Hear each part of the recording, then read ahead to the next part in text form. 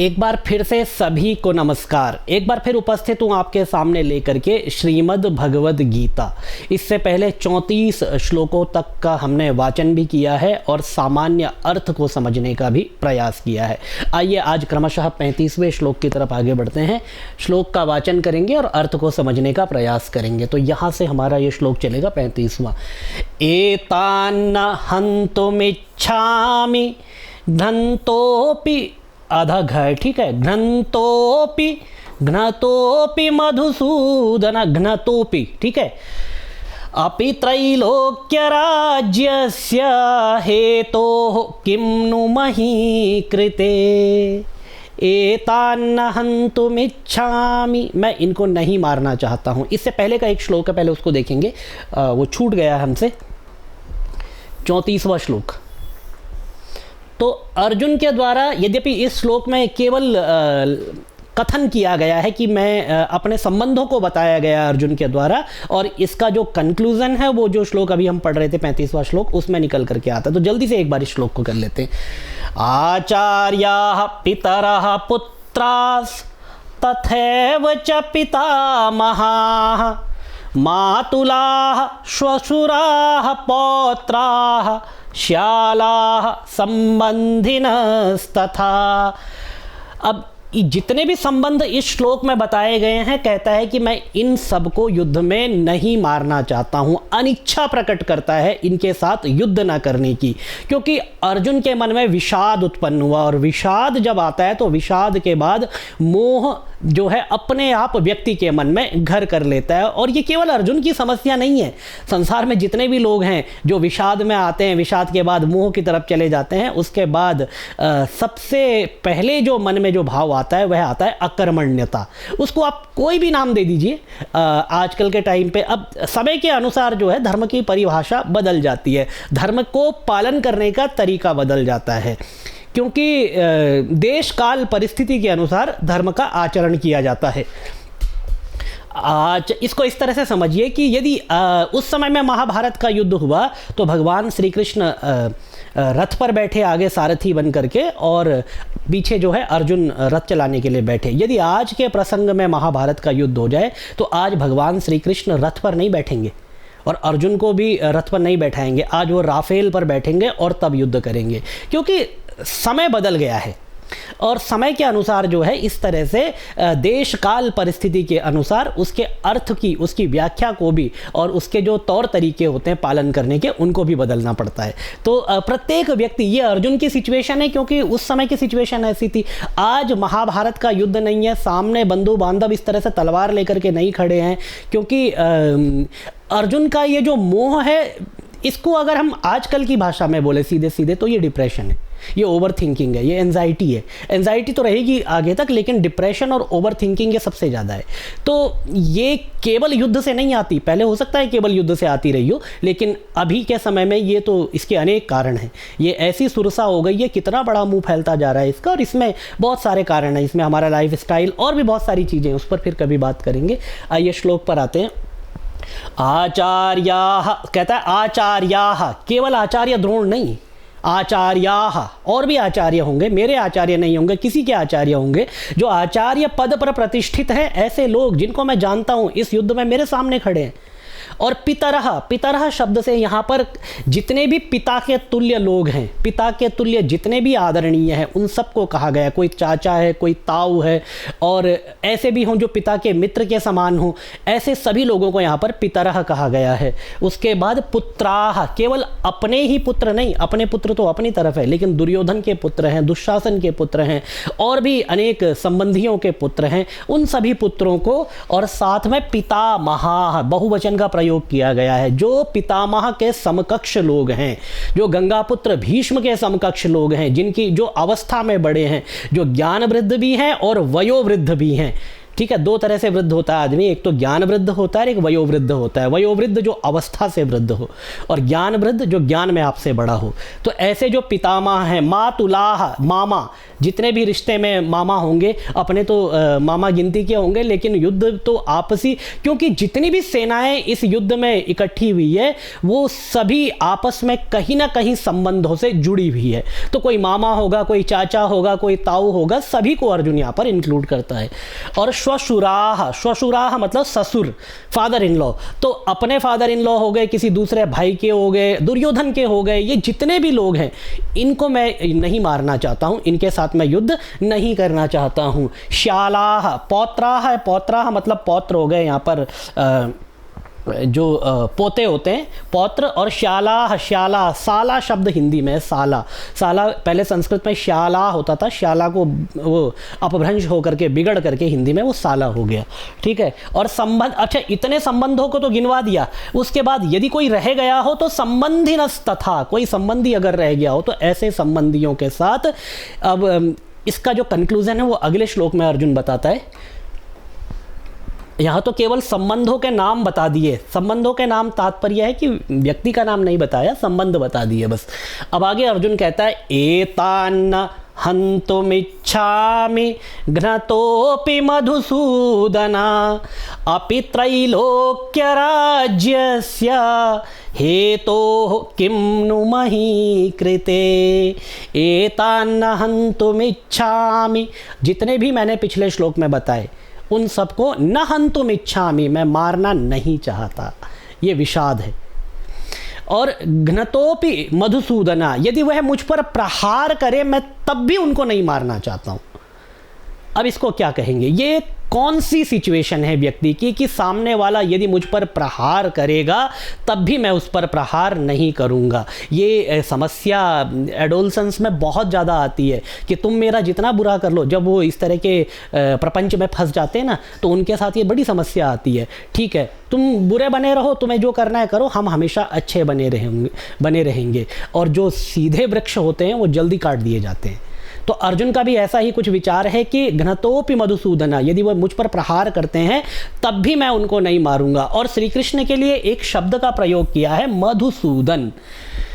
भगवान श्री कृष्ण को यहाँ पर मधुसूदन कहा है। तो मधुसूदन शब्द मतलब जिन्होंने मधु नामक दैत्य का वध किया था। ये मधु कौन था? मधु और कैटब दो भाई थे।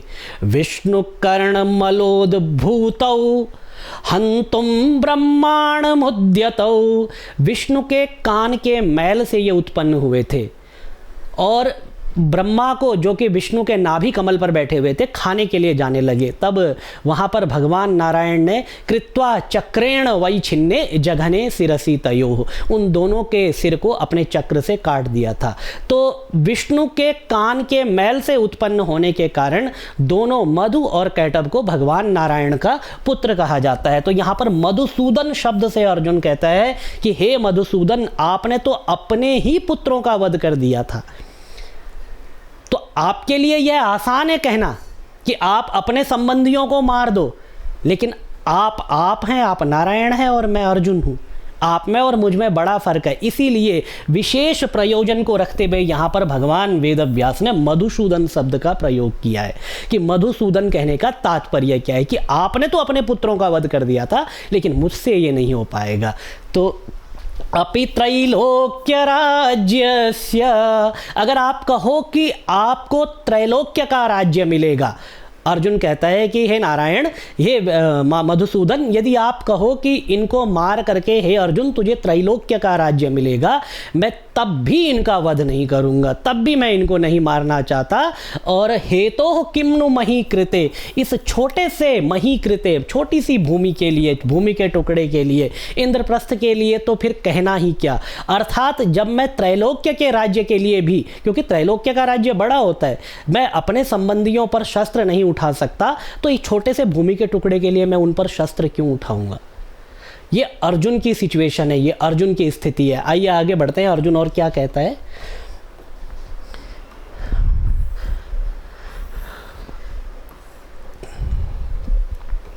निहत्य धार्तराष्ट्रान्नः का प्रीति ही स्याज्जनार्दन पापमेवाश्रयेदस्मान्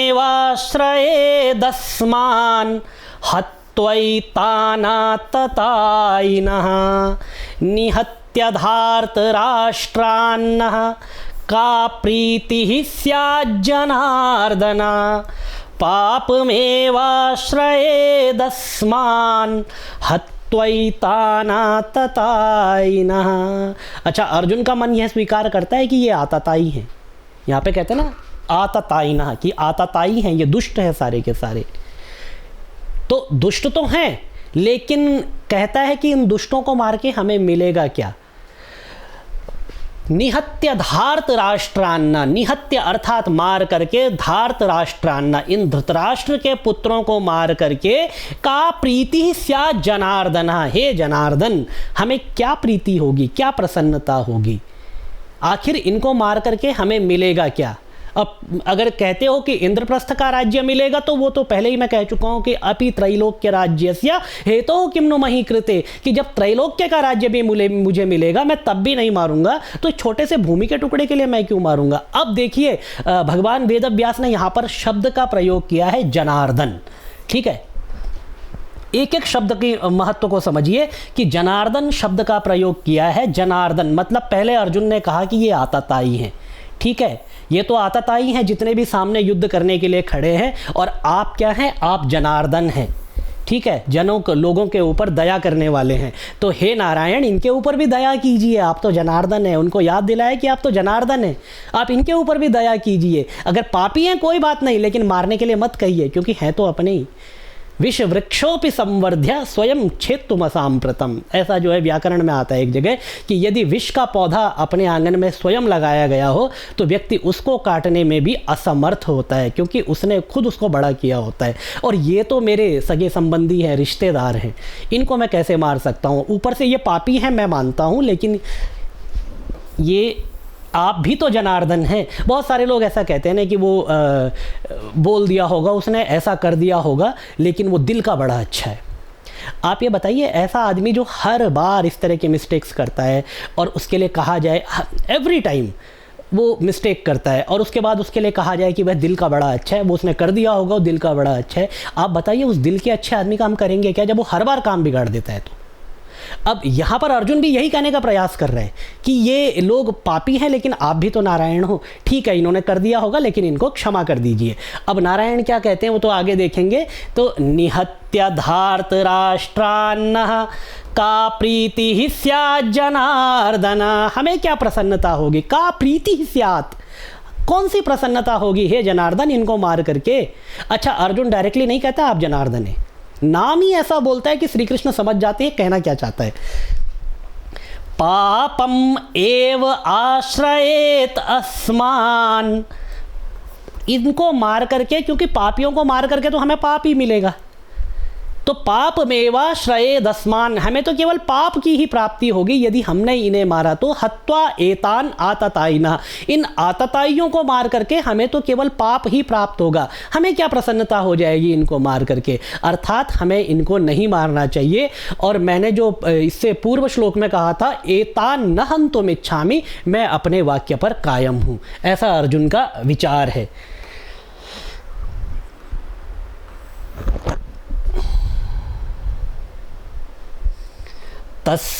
तस्मान्नार्हा वयम हन्तुम, अब ये देखिए यहाँ पर जो डिप्रेशन है अर्जुन का, जो अर्जुन की ओवर थिंकिंग है, वो किस कदर उस पर हावी है कि अपने साथ क्या हुआ सब कुछ भूल गया। और सबसे बड़ा अपराध क्या था कि एक राजकन्या को, एक कुलवधू को एक द्यूत सभा में जो है निर्वस्त्र करने का प्रयास किया गया।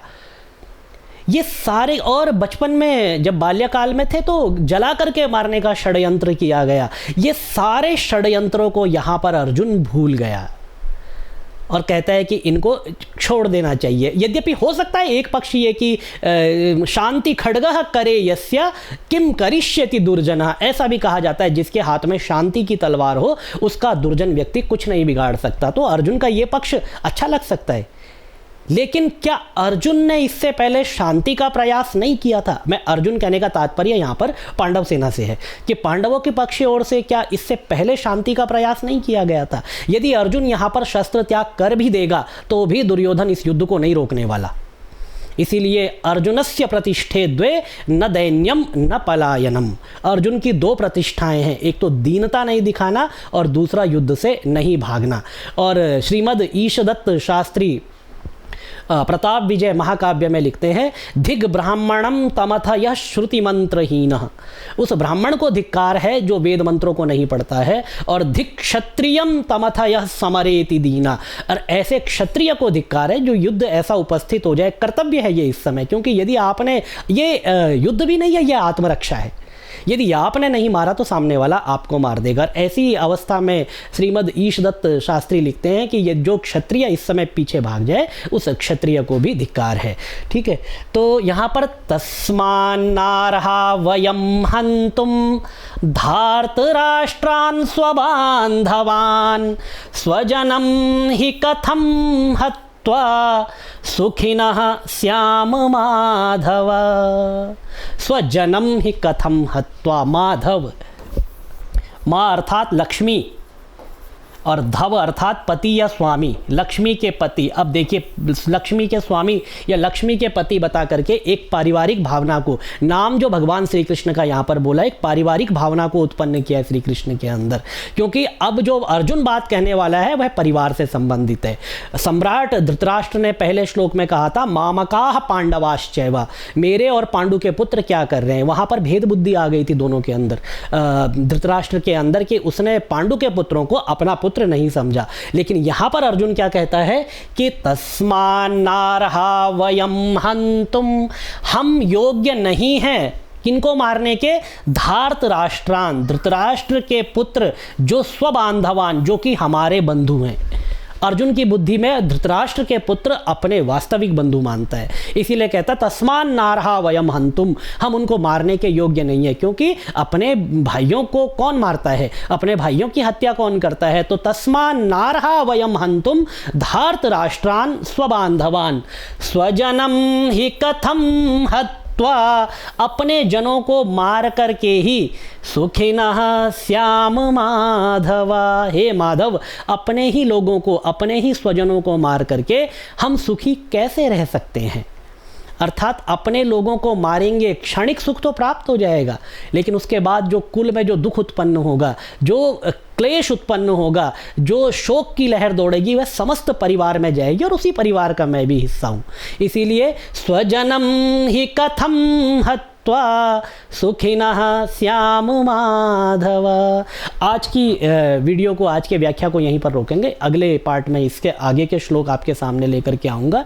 श्रीमद् भगवद गीता की व्याख्या और अधिक डीप की जा सकती है, की भी जा सकती है, और मैं कर भी सकता हूँ, लेकिन ये जो श्रीमद् भगवद गीता है, एक बार में पहले व्यक्तियों को, लोगों को, जो पहली बार पढ़ रहे हैं, दूसरी बार पढ़ रहे हैं, सामान्य अर्थ एक बार में समझ में आ जाए।